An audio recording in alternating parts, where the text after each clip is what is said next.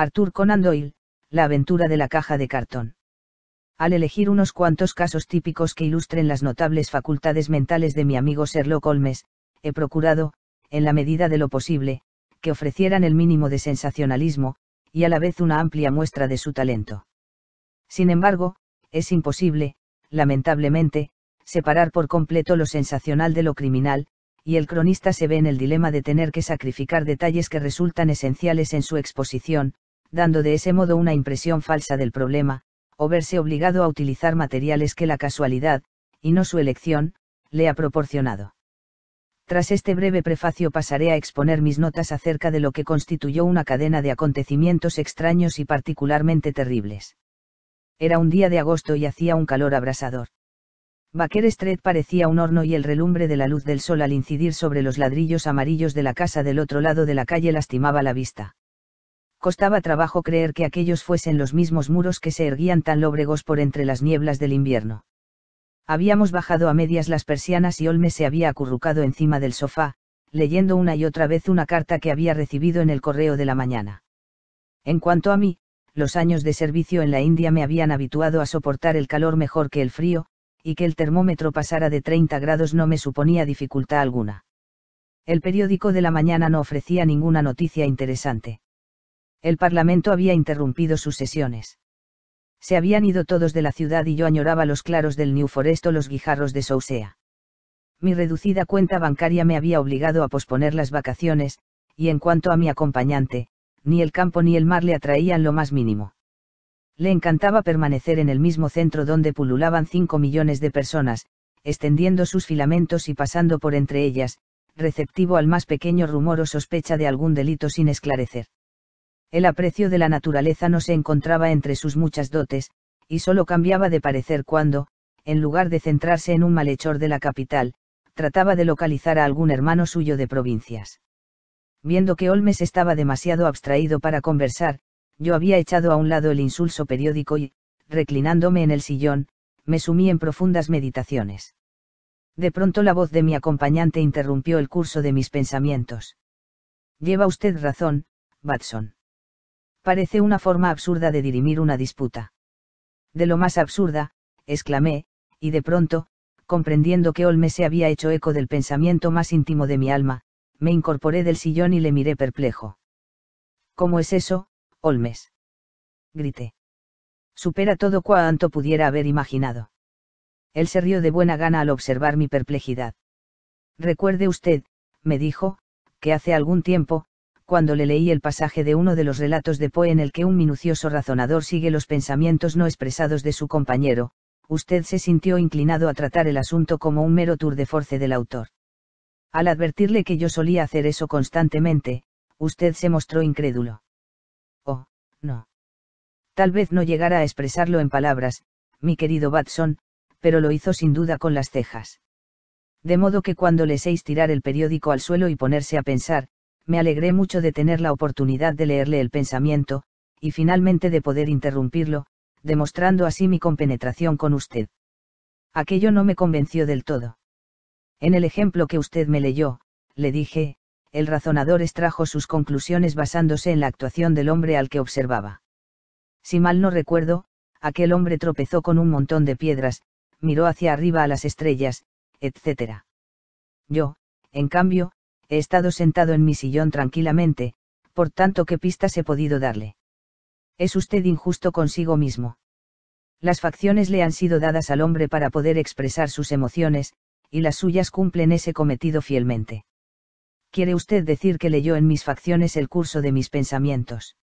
En sus facciones y sobre todo en sus ojos. Es posible que no pueda usted recordar cómo comenzaron sus ensueños. No, no puedo. Entonces se lo diré yo.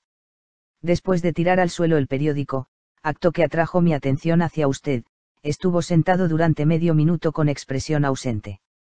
Luego sus ojos se clavaron en el retrato, recientemente enmarcado, del general Gordon y por la alteración de su rostro comprendí que había vuelto a sumirse en sus pensamientos. Mas eso no le condujo muy lejos. Sus ojos contemplaron fugazmente el retrato sin marco de Henry Barbecher, que estaba encima de sus libros. Entonces miró usted hacia arriba a la pared, y era obvio desde luego lo que eso significaba. Usted pensaba que si el retrato estuviera enmarcado cubriría exactamente ese espacio desnudo de pared, y haría juego con el retrato de Gordon que allí estaba. Me ha comprendido usted a las mil maravillas, exclamé yo. Hasta ahí era poco probable que me perdiera. Pero ahora sus pensamientos volvieron a Becher, y usted le miró con severidad como si estudiara el semblante del personaje. Entonces dejó usted de entornar los ojos, aunque sin dejar de mirar, y su rostro se quedó pensativo. Estaba usted recordando los incidentes que jalonaron la carrera de Becher. Me daba perfecta cuenta de que usted no podía hacer eso sin pensar en la misión que emprendió durante la Guerra Civil en favor del Norte, pues recuerdo que expresó su ferviente indignación por la manera en que fue recibido por los más turbulentos compatriotas nuestros. Lo sintió usted tanto que yo sabía que le sería imposible pensar en Becher sin acordarse también de eso. Cuando, poco después, que sus ojos se apartaron del retrato, sospeché que ahora volvía usted a pensar en la Guerra Civil y, cuando observé que apretaba usted los labios, que sus ojos echaban chispas, y que apretaba los puños, tuve la seguridad de que, en efecto, estaba usted pensando en el heroísmo demostrado por ambos bandos en aquella batalla sin cuartel. Pero entonces, de nuevo su rostro se puso más triste y dio usted muestras de desaprobación. Hizo usted hincapié en la tristeza, el horror y la inútil pérdida de vidas humanas. Acercó usted la mano sigilosamente a su vieja herida y una sonrisa tembló en sus labios, lo cual me indicó que el aspecto ridículo de este método de dirimir las cuestiones internacionales había afectado a su mente. En ese mismo instante estuve de acuerdo con usted en que aquello era absurdo y me alegró comprobar que todas mis deducciones habían sido correctas. Sin lugar a dudas. Dije yo. Y ahora que me lo ha explicado usted, confieso seguir tan asombrado como antes.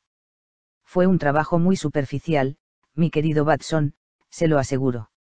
No me habría inmiscuido si usted no hubiese mostrado cierta incredulidad el otro día. Pero tengo ahora entre manos un pequeño problema que puede resultar más difícil de resolver que este insignificante intento mío de leer el pensamiento. ¿No ha visto usted en el periódico un breve suelto que alude al extraordinario contenido de un paquete enviado por correo a la señorita Cushing, de Cross Street, en Croydon? No, no séis nada. Ah. Entonces se le debe haber pasado por alto. Tíremelo. Aquí está, debajo de la columna financiera. Tendría la amabilidad de leerlo en voz alta. Recogí el periódico que me había vuelto a lanzar y leí el suelto indicado. Se titulaba, Un paquete macabro. La señorita Susan Cushing, que vive en Cross Street, Croydon, ha sido víctima de lo que debe ser considerado como una broma particularmente repugnante, a no ser que se le atribuya al incidente un significado más siniestro. Ayer, a las 2 en punto de la tarde, el cartero le entregó un paquetito, envuelto en papel de estraza. Dentro había una caja de cartón, llena de sal gruesa. Al vaciarla, la señorita Cushing encontró horrorizada 2 orejas humanas, recién cortadas aparentemente. La caja había sido enviada desde Belfast la mañana anterior a través del servicio de paquetes postales. No hay ninguna indicación acerca del remitente, y el asunto resulta más misterioso todavía ya que la señorita Cushing, que es soltera y tiene 50 años, ha llevado una vida de lo más retirada, y tiene tan pocas amistades o corresponsales, que es un raro acontecimiento para ella el recibir algo por correo. Hace unos años, sin embargo, cuando residía en Penge, alquiló algunas habitaciones de su casa a 3 jóvenes estudiantes de medicina, de los cuales se vio obligada a deshacerse a causa de sus hábitos ruidosos y conducta irregular. La policía es de la opinión de que este ultraje a la señorita Cushing puede haber sido perpetrado por estos jóvenes, que le guardan rencor y esperaban asustarla enviándole estos restos mortales procedentes de las salas de disección. Prestaba cierta verosimilitud a esta teoría el hecho de que uno de estos estudiantes procedía de Irlanda del Norte y, según tenía entendido la señorita Cushing, del propio Belfast. Mientras tanto, se está investigando el asunto diligentemente y se ha encargado el caso al señor Lestrade, uno de los más perspicaces detectives de la policía. Dejemos ya este asunto del Daily Chronicle, dijo Holmes cuando yo acabé de leer. Hablemos ahora de nuestro amigo Lestrade. Esta mañana recibí una nota suya que dice: creo que este caso encaja muy bien en su especialidad. Tenemos muchas esperanzas de aclarar el asunto, pero toparnos con la pequeña dificultad de no tener nada en que basarnos. Hemos telegrafiado, por supuesto, a la oficina de correos de Belfast, pero aquel día fueron entregados una gran cantidad de paquetes y no hubo manera de identificar a este en particular, o de acordarse del remitente. La caja, de las de media libra de tabaco negro, tampoco nos facilita nada la identificación. La hipótesis del estudiante de medicina sigue pareciéndome la más plausible, pero si usted dispusiera de unas cuantas horas libres me alegraría mucho verlo por aquí. Estaré en casa todo el día o en la comisaría de policía. ¿Qué le parece, Watson? ¿Puede usted sobreponerse al calor y venirse conmigo a Croydon ante la remota posibilidad de un nuevo caso para sus anales? Estaba impaciente por hacer algo. Lo tendrá entonces. Llame a nuestro Botones y dígale que pida un coche. Volveré enseguida, cuando me haya quitado el batín y llenado mi petaca. Mientras íbamos en el tren cayó un aguacero y por tanto en Croydon el calor era mucho menos sofocante que en la ciudad. Holmes había enviado un telegrama, de modo que Lestrade, tan enjuto, tan atildado, y tan husmeador como siempre, nos esperaba en la estación. Un paseo de 5 minutos nos condujo hasta Cross Street, donde residía la señorita Cushing. Era una calle muy larga con casas de ladrillo de 2 pisos, limpias y bien cuidadas, con sus peldaños de piedra blanqueada y en las puertas pequeños grupos de mujeres con delantal cotilleando. A medio camino Lestrade se detuvo y llamó a una de las puertas, que abrió una joven criada. La señorita Cushing estaba sentada en el salón, al que nos hizo pasar. Era una mujer de rostro apacible, ojos grandes y dulces, y pelo entrecano que se curvaba sobre ambas sienes. Un recargado antimacassar yacía sobre su regazo y junto a ella, encima de un taburete, había una cesta de sedas de colores. Esas cosas horribles están en la dependencia anexa, dijo ella cuando entró Lestrade. Me gustaría que se las llevara. Eso haré, señorita Cushing. Las guardé ahí hasta que mi amigo, el señor Holmes, las hubiera visto en su presencia. ¿Por qué en mi presencia, señor? Por si deseaba hacerle a usted alguna pregunta. ¿Para qué iba a hacerme preguntas si le digo que no sé nada en absoluto acerca del asunto? En efecto, señora, dijo Holmes con voz tranquilizadora. No tengo la menor duda de que ya la han molestado bastante acerca de este asunto. Ya lo creo, señor. Soy una mujer discreta y llevo una vida retirada. Es algo nuevo para mí el ver mi nombre en los periódicos y a la policía en mi casa. No quiero tener aquí esas cosas, señor Lestrade. Si usted desea verlas tiene que ir a la dependencia anexa. Era un pequeño cobertizo en el angosto jardín que se extendía por detrás de la casa. Lestrade entró en él y sacó una caja amarilla de cartón, un pedazo de papel de estraza y un cordel. Había un banco al final del sendero y nos sentamos allí mientras Holmes examinaba, uno a uno, los objetos que Lestrade le había entregado. El cordel es sumamente interesante, observó, poniéndolo a contraluz y oliéndolo. ¿Qué le parece, Lestrade? ¿Qué ha sido embreado? Exactamente. Es un trozo de bramante embreado. Sin duda habrá observado que la señorita Cushing ha cortado la cuerda con unas tijeras, como puede conjeturarse por sus 2 extremos deshilachados. Eso es importante. No veo su importancia, dijo Lestrade. La importancia radica en el hecho de que el nudo lo han dejado intacto y que se trata de un nudo de un tipo especial. Está hecho muy hábilmente. Ya me había dado cuenta de eso, dijo Lestrade con suficiencia. Dejemos ya el cordel, entonces, dijo Holmes, sonriendo, y pasemos a la envoltura de la caja. Papel de estraza, con un inconfundible olor a café. ¿Cómo, no lo notó usted? Creo que no puede haber la menor duda al respecto. La dirección está escrita con letra bastante descuidada, señorita St. Cushing, Cross Street, Croydon. Está hecha con una pluma de punta gruesa, probablemente una J, y con tinta de muy escasa calidad.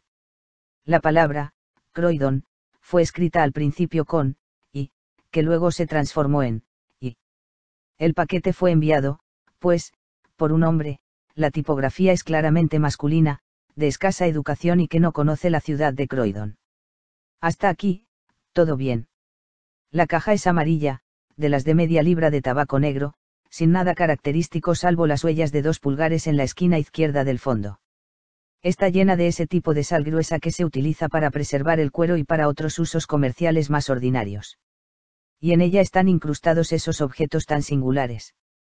Mientras hablaba sacó las 2 orejas y, poniendo una tabla sobre sus rodillas, las examinó minuciosamente, mientras Lestrade y yo, inclinados hacia adelante uno a cada lado de él, Mirábamos alternativamente a esos espantosos restos y al rostro pensativo y anhelante de nuestro compañero. Por fin las devolvió otra vez a la caja y se sentó un rato, absorto en profunda meditación. Habrá observado usted, naturalmente, dijo por fin, que las orejas no forman pareja. Sí, me he dado cuenta de eso. Pero si fuera una broma hecha por algunos estudiantes con acceso a las salas de disección, igual de fácil les habría sido enviar un par de orejas de una misma persona que dos orejas desparejadas. Exactamente. Pero no se trata de una broma. ¿Está usted seguro de eso? La presunción en contra es muy sólida. En las salas de disección se inyecta a los cadáveres un fluido conservante. Estas orejas no muestran ni rastro de ese fluido. Son recientes además. Han sido cortadas con un instrumento embotado, lo que difícilmente habría ocurrido si lo hubiera hecho un estudiante. Además, a cualquier mentalidad médica se le habría ocurrido utilizar ácido fénico o alcohol rectificado como conservante y de ninguna manera sal gruesa. Repito que este caso no se trata de una broma, sino que estamos investigando un grave crimen. Un impreciso escalofrío me corrió por el cuerpo al escuchar las palabras de mi compañero y comprobar la sombría circunspección que había endurecido su semblante. Este brutal preliminar parecía anunciar la proximidad de algún extraño e inexplicable horror. Lestrade, sin embargo, dio muestras de desaprobación como si no estuviera convencido del todo. Sin duda se pueden poner reparos a la hipótesis de la broma, dijo, pero existen razones todavía más fuertes en contra de la otra teoría. Sabemos que esta mujer ha llevado una vida discreta y respetable en Penge y aquí durante los últimos 20 años. Apenas ha estado ausente de su casa un solo día en todo ese tiempo. ¿Por qué demonios, por tanto, iba a enviarle ningún criminal las pruebas de su delito, sobre todo si como parece, a menos que sea una consumada actriz, sabe tan poco como nosotros del asunto? Ese es el problema que tenemos que resolver, respondió Holmes, y por lo que a mí se refiere, me pondré manos a la obra, con la presunción de que mi razonamiento es correcto y que se ha cometido un doble asesinato. Una de estas orejas es de mujer, pequeña, delicadamente modelada, y perforada para llevar un pendiente.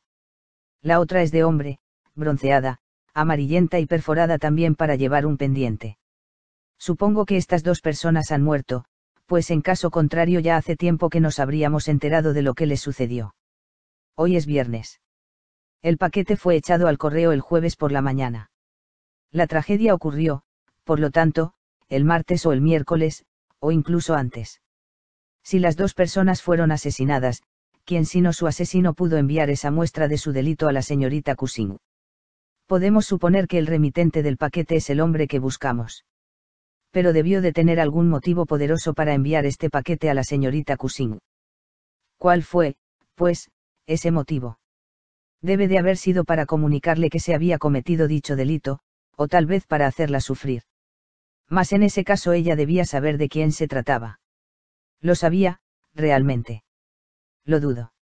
Si lo hubiera sabido, ¿por qué iba a llamar a la policía? Podría haber enterrado las orejas, y nadie se hubiera enterado. Eso es lo que habría hecho si hubiese querido proteger al criminal.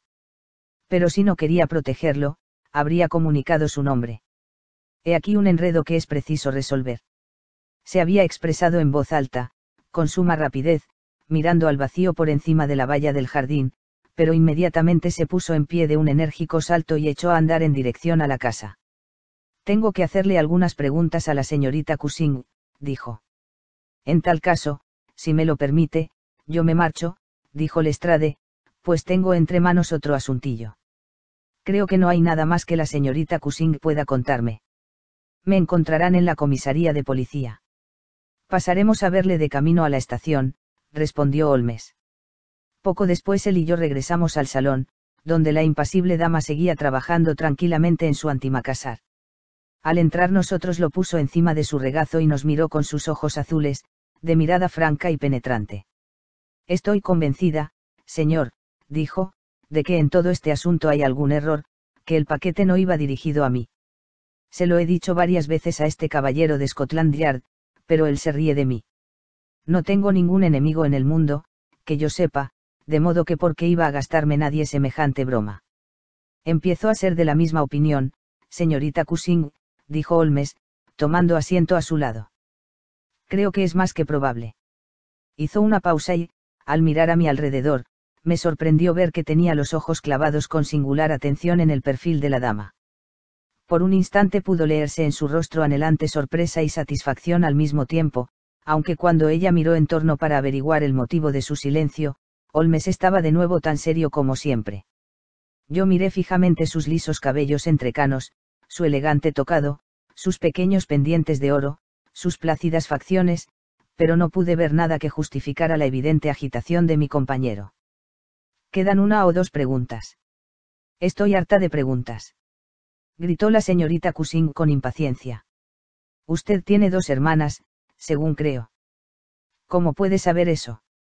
Nada más entrar en la habitación observé que tiene encima de la repisa de la chimenea una fotografía de un grupo de 3 damas, una de las cuales es usted misma indudablemente, mientras que las otras dos se le parecen tanto que no es posible dudar del parentesco.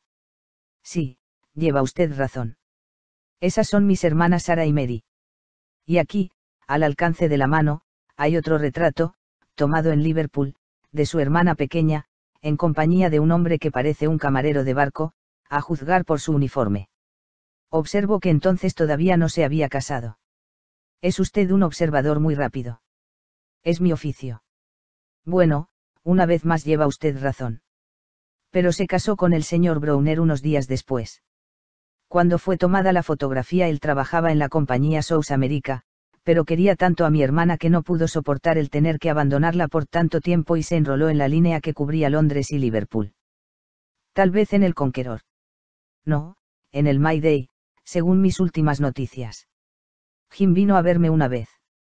Eso fue antes de romper el compromiso, pero después, siempre que desembarcaba se daba a la bebida, y bastaba que bebiese un poco para volverse loco de atar. Ay, aciago día aquel en que volvió a tomar una copa. En primer lugar se olvidó de mí, luego se peleó con Sarah, y ahora que Mary ha dejado de escribirnos no sabemos cómo les van las cosas. Era evidente que la señorita Cushing había tocado un tema que la afectaba profundamente. Como la mayoría de la gente que lleva una vida solitaria, al principio se mostraba tímida, pero con el tiempo llegaba a ser extremadamente comunicativa.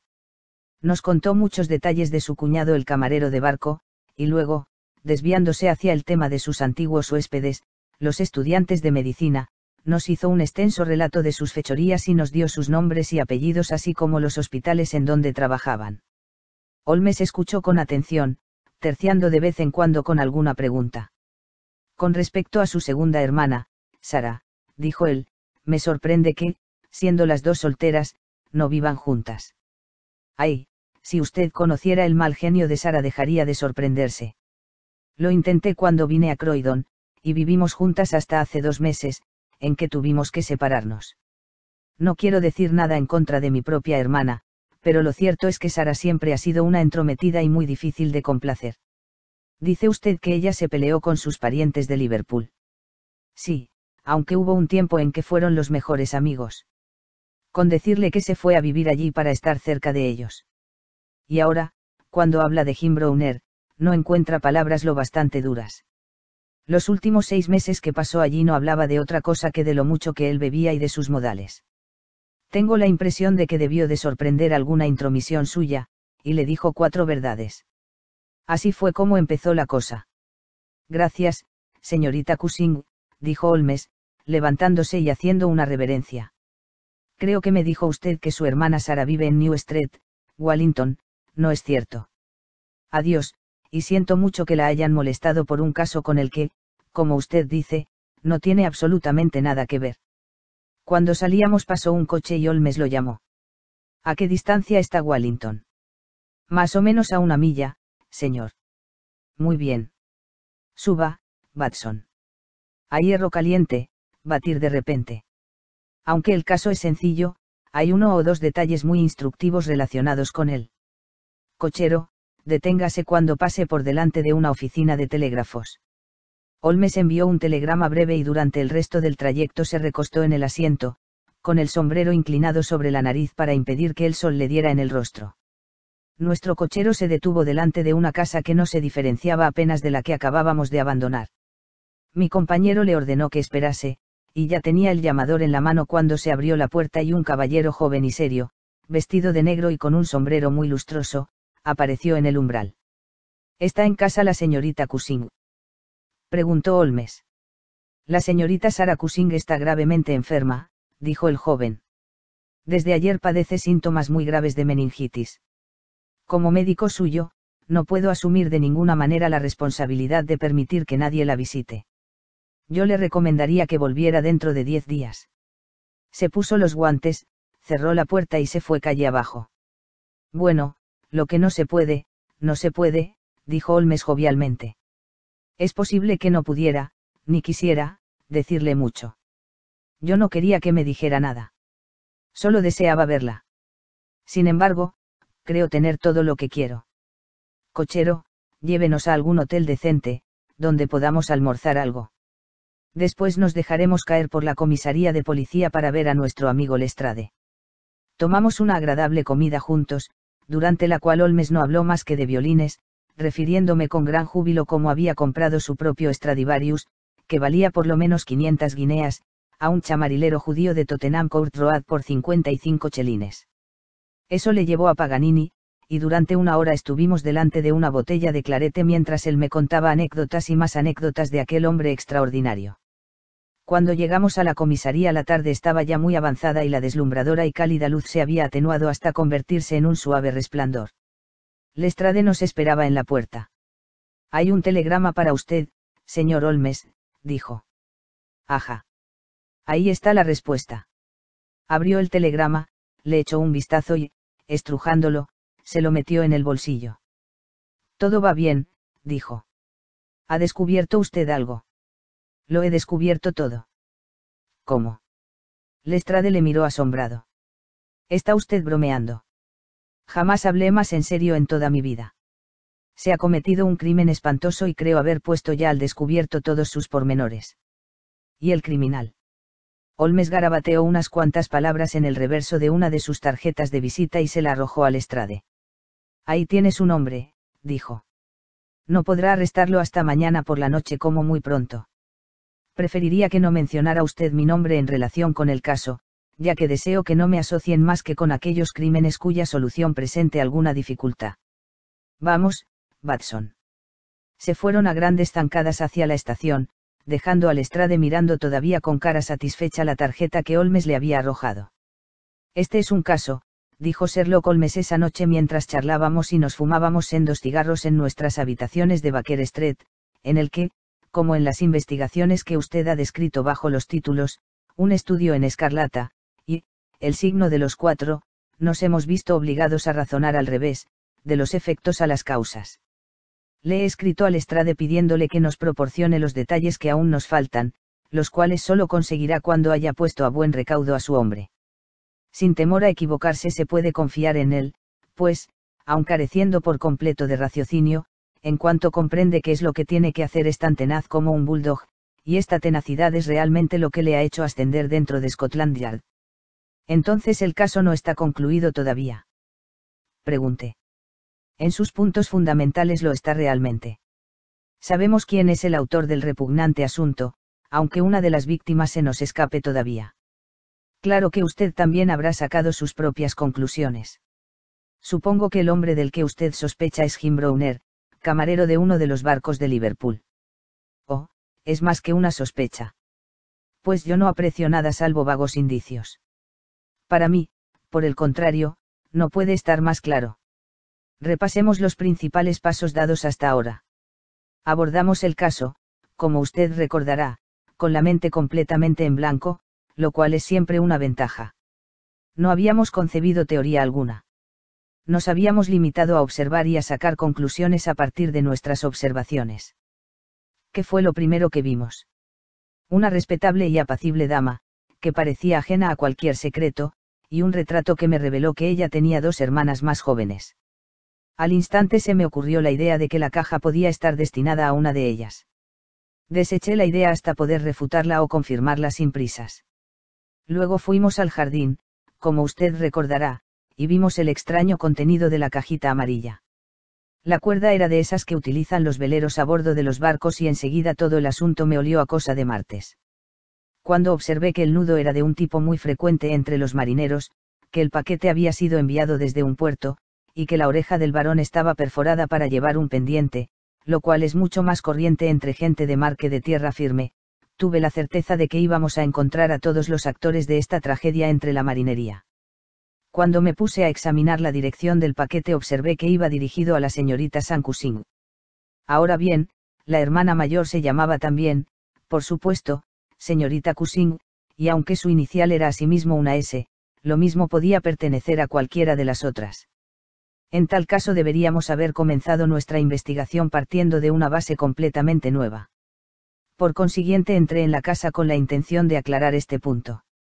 Estaba a punto de asegurar a la señorita Cushing mi convencimiento de que se había cometido una equivocación cuando, como usted recordará, me paré en seco. La verdad es que acababa de ver algo que me llenó de sorpresa y que a la vez limitaba enormemente el campo de nuestra pesquisa. Watson, usted es consciente, como médico, de que no hay parte del cuerpo humano que varíe tanto de un individuo a otro como la oreja. Cada oreja es, por regla general, completamente inconfundible y difiere de todas las demás. En el Anthropological Journal del año pasado encontrará usted 2 breves monografías sobre el tema, escritas por mí. Por consiguiente, yo había examinado las orejas de la caja con ojos de experto, y me había fijado con detenimiento en sus peculiaridades anatómicas. Imagine, pues, mi sorpresa cuando al mirar a la señorita Cushing me di cuenta de que su oreja se correspondía exactamente con el apéndice de mujer que yo acababa de inspeccionar. No podía tratarse de una coincidencia. Presentaba el mismo acortamiento del pabellón, la misma curva amplia del lóbulo superior, la misma circunvolución del cartílago interno. Era en esencia la misma oreja. Desde luego comprendí inmediatamente la enorme importancia de aquella observación. Era evidente que la víctima tenía algún parentesco con ella, probablemente muy cercano. Empecé a hablarle de su familia y, como usted recordará, enseguida nos proporcionó algunos detalles sumamente valiosos.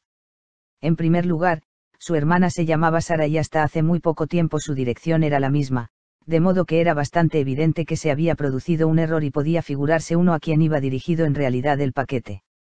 Luego tuvimos noticias de ese camarero, casado con la tercera hermana, y nos enteramos de que en un tiempo tuvo tal intimidad con la señorita Sara, que ésta se trasladó a Liverpool para estar cerca de los Browner, aunque una posterior pelea los había separado. Esta pelea había interrumpido cualquier clase de comunicación entre ellos durante varios meses, de modo que si Browner hubiese querido enviar un paquete a la señorita Sara, indudablemente lo habría hecho a su antigua dirección.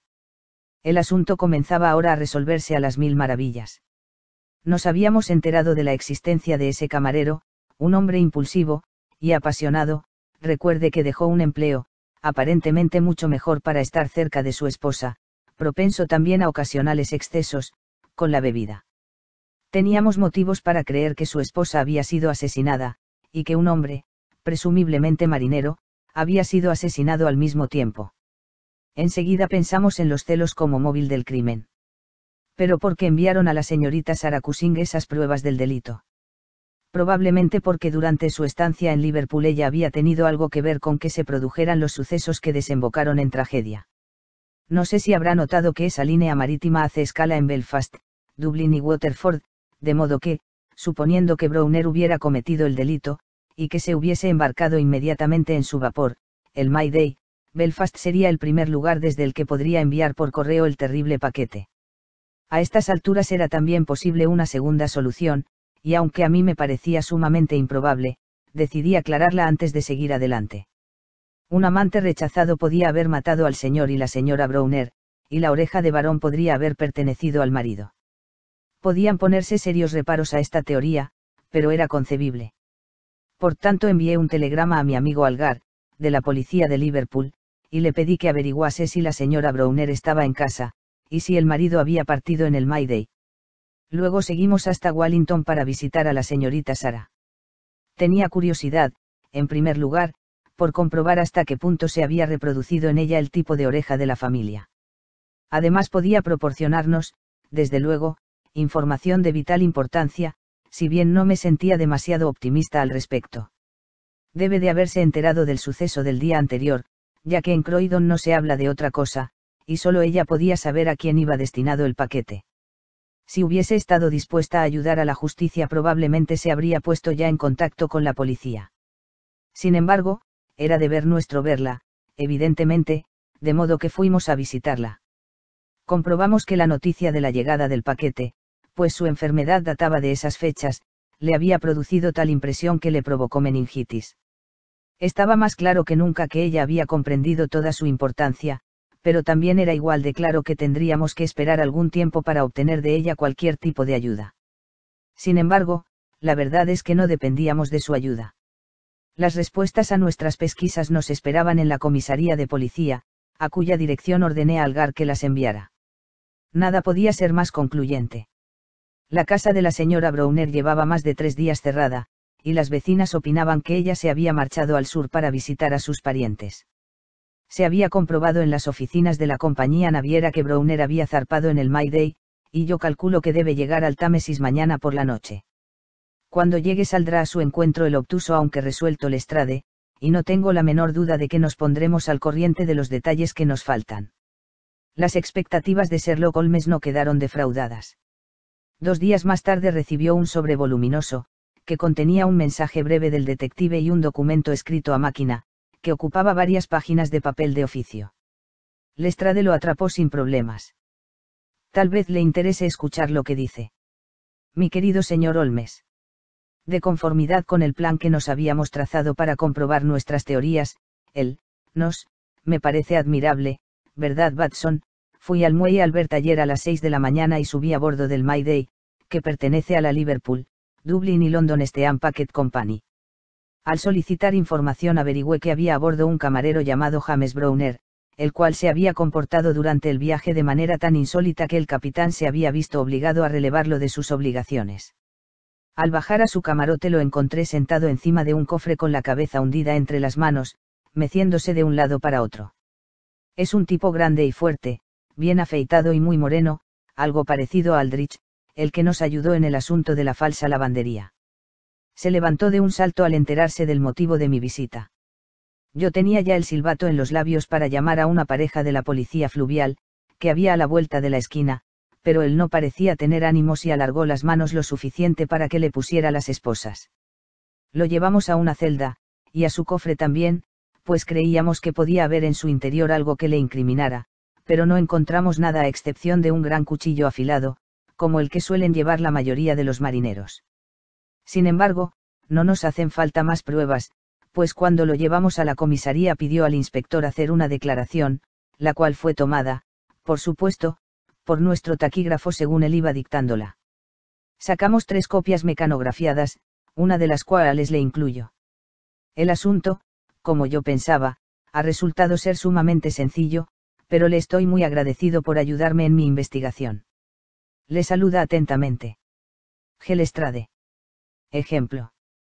La investigación fue, en efecto, muy sencilla, observó Holmes, pero no creo que ese fuera su parecer cuando nos llamó en su ayuda. No obstante, veamos lo que Jim Browner tiene que decir en su favor. Esta es su declaración, tal como la hizo ante el inspector Montgomery en la comisaría de policía de Sadwell, y tiene la ventaja de ser literal. ¿Que si tengo algo que decir? Claro que sí, tengo mucho que decir. Quiero confesarlo todo. Pueden ustedes ahorcarme, o dejarme en paz. Me importa un bledo lo que me hagan, les aseguro que no he pegado ojo desde que hice aquello, y no creo que vuelva nunca más a hacerlo hasta superar esta vigilia. A veces veo el rostro de él, pero sobre todo el de ella. Siempre tengo ante mí uno u otro.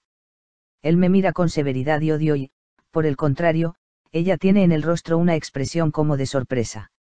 ¡Ay, pobre criatura! No es raro que se sorprendiera al leer su sentencia de muerte en un rostro en el que antes casi nunca había visto otra cosa que amor hacia ella.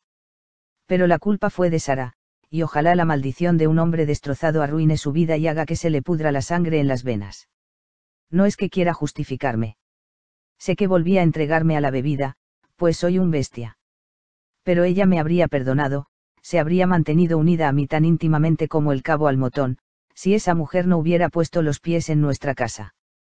Pues Sarah Cushing me amaba, ese es el origen de todo el asunto, me amó hasta que todo ese amor se transformó en un odio pernicioso cuando se enteró de que yo daba más importancia a la huella de mi esposa en el barro que a su propio cuerpo y alma.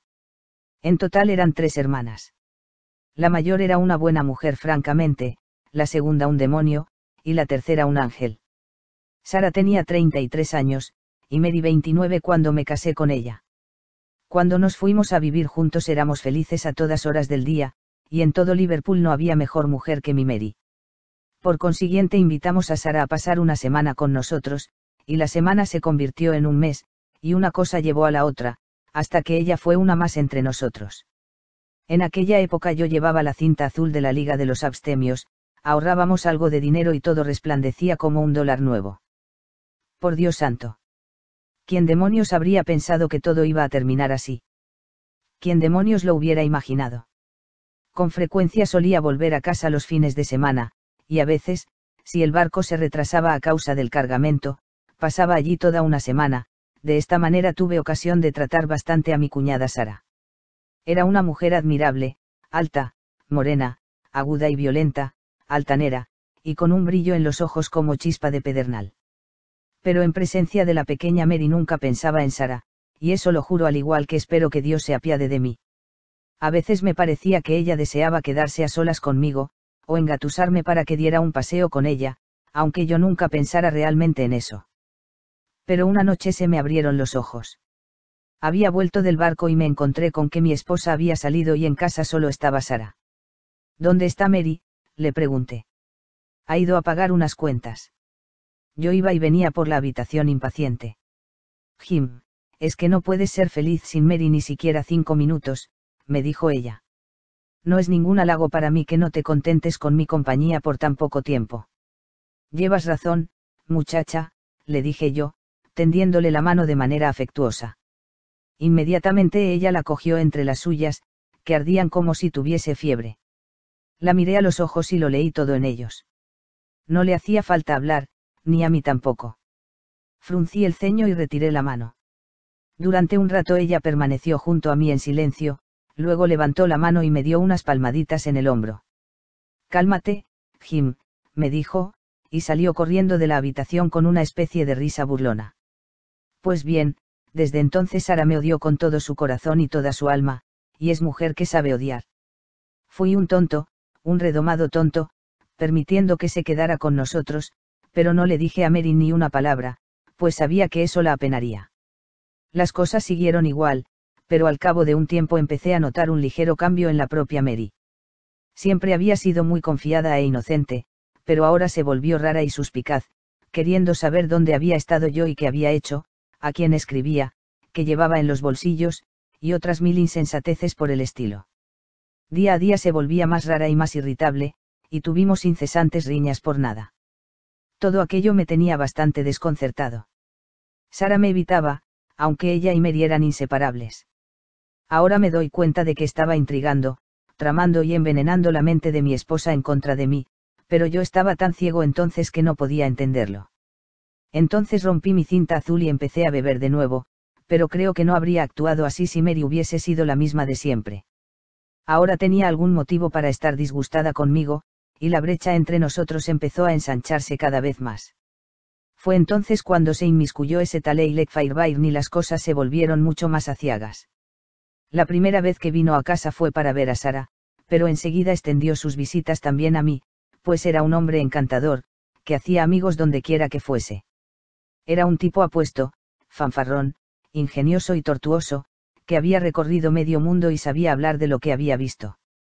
Era un buen acompañante, no lo negaré, y para ser marinero tenía unos modales increíblemente corteses, de modo que creo que hubo un tiempo en que debió de frecuentar más la Toldilla que el castillo de proa. Durante un mes estuvo entrando y saliendo de mi casa, y jamás se me ocurrió que sus suaves y astutos modales pudieran hacerme algún daño. Así que, por fin, algo me hizo sospechar, y desde ese día ya no he vuelto a tener paz. Fue, además, un detalle insignificante. Había entrado yo inesperadamente en el salón, y al traspasar el umbral que el rostro de mi esposa se iluminaba de alegría. Pero cuando ella vio quién era realmente el recién llegado, su alegría se desvaneció de nuevo, y se alejó decepcionada. Aquello me bastó. Solo había otra persona con la que podía haber confundido mis pasos, Eilek Fairbairn. Si lo hubiera visto entonces, lo habría matado, pues siempre me vuelvo como loco cuando monto en cólera. Mary vio en mis ojos un brillo demoníaco y vino corriendo hacia mí, sujetándome el brazo con sus manos. No lo hagas, Jim, no, me dijo. ¿Dónde está Sara?, le pregunté yo. En la cocina, me respondió ella. Sara, le dije al entrar, no quiero que ese individuo, Fairbairn, vuelva a poner nunca más los pies en mi casa. ¿Por qué no?, me preguntó ella. Porque yo lo ordeno. Caramba. Dijo ella, si mis amigos no son lo bastante buenos para esta casa, entonces yo tampoco lo soy. Puedes hacer lo que te plazca, le dije yo, pero si Fairbairn vuelve a dejarse ver por aquí, te mandaré una de sus orejas como recuerdo. La expresión de mi rostro la asustó, creo, pues no contestó nada, y esa misma noche se marchó de mi casa. Bueno, ahora no sé si aquello fue pura maldad por parte de esa mujer, o si ella creía poder enemistarme con mi esposa, incitándola a portarse mal. En cualquier caso, Sara alquiló una casa a 2 calles de distancia de la nuestra y se dedicó a arrendar habitaciones para marineros. Fairbairn solía alojarse allí, y Mary solía ir a tomar el té con su hermana y con él. Ignoro con qué frecuencia, pero un día la seguí y, al irrumpir en la casa, Fairbairn huyó, saltando por encima de la tapia del jardín trasero, como el cobarde canalla que era. Le juré a mi esposa que la mataría si la encontraba de nuevo en compañía de aquel hombre, y me la volví a llevar a casa, sollozando y temblando, y tan blanca como una hoja de papel. Nunca más hubo entre nosotros el menor vestigio de amor. Me di cuenta de que ella me odiaba y me temía, y cuando ese pensamiento me empujaba a beber, también me despreciaba. Sara comprobó que no podía ganarse la vida en Liverpool, así que volvió, según tengo entendido, a vivir con su hermana en Croydon, y en mi casa las cosas continuaron más o menos como siempre. Y así hasta la semana pasada, con todas sus amarguras y perdición. Todo ocurrió de la manera siguiente.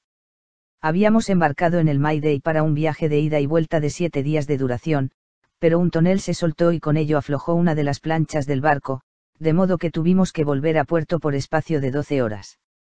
Abandoné el barco y fui a casa, pensando en darle una sorpresa a mi esposa y con la esperanza de que tal vez le alegrase verme tan pronto.